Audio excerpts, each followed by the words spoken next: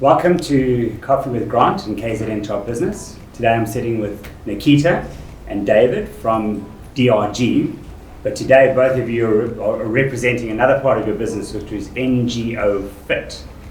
And it kind of like says what it is, but Nikita, maybe you can fill us in a little bit of NGOFit and what it's all about.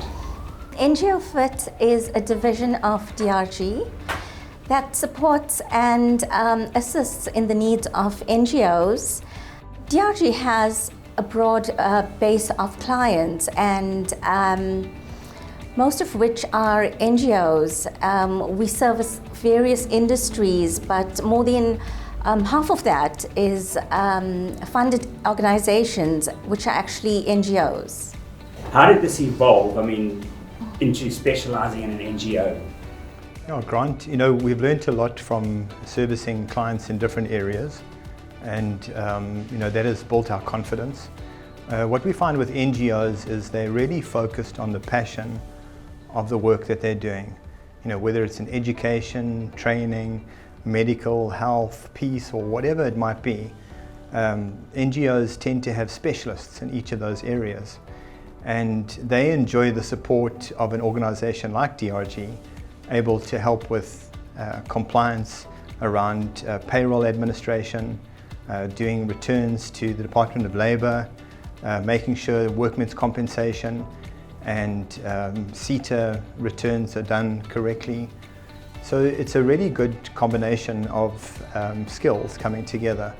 We allow the NGOs to focus more specifically on their projects that have been funded, and we take care of all the administration and compliance.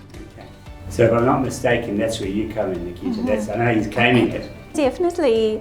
So as we know, NGOs have a deep passion and for the type of work that they do, whether it's serving humanity and getting involved with the environment or the animals or even medical research for that matter.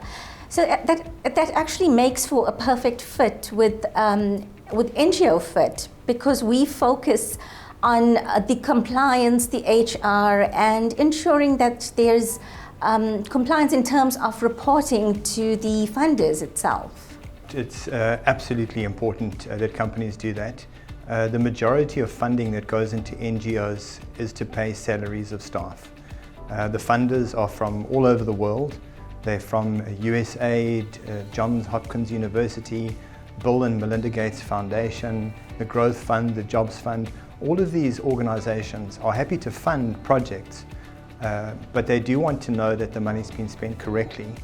And with most of the money being spent on people, employing them as resources and paying their salaries, that's where the funders gain that comfort in a professional organization like DRG, helping to make sure that every single aspect of their people management is compliant. And for us, it's we work with so many NGOs and so many entrepreneurs, and we see these similarities. Leaders of NGOs are creative people. They are passionate about something, making a difference in the world in some way. And that is quite a similar culture to what we have at DRG. And so there tends to be a natural fit between ourselves and themselves. We understand each other. Quite often we get asked to sit on the boards of these organizations just to help them from a HR and business administration perspective. It's the compliance side of things that is absolutely critical, and that's your side here, Nikita. That's right. So helping these NGOs build their foundation is of utmost importance.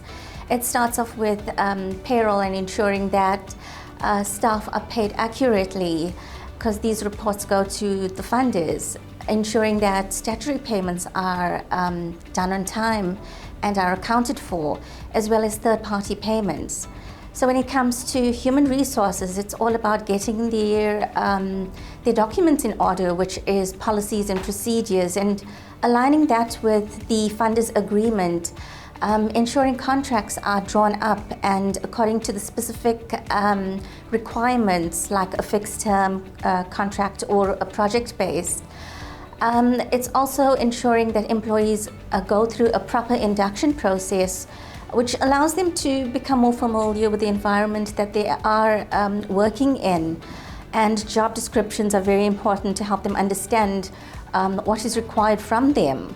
And further to that, there's also the IR part of it, which we need to make sure that the company is compliant with, like your disciplinary code of conduct, making sure that hearings are done properly, proper processes and procedures are followed in terms of performance management, handling grievances, and those various processes. It sounds pretty complex, but I heard you bragging earlier that how long would it take to set up a company? You gave me an example. So you tell me. So if an NGO has to come to us in the morning, by the afternoon we would have them set up. It's easy as that. That's incredible. Thank So in a nutshell, David, do you want to sum it up for me? Grant, we're just so excited about NGOFit. It's something that we've wanted to launch for a long time now, and we know it's going to make a difference to NGOs. The NGOs that we have worked with have been so happy with us. Some have been with us for close to 20 years now. So we want to be able to provide these services or make them available to many other NGOs so that we can continue to help them with their passions and meeting their goals and all of their responsibilities to their funders. Well, David, Nikita, I think you've already made that difference. So Nikita and David, thank you very much for joining me on Coffee with Grant. Thank you, Grant. Thank you for having us. Absolute pleasure.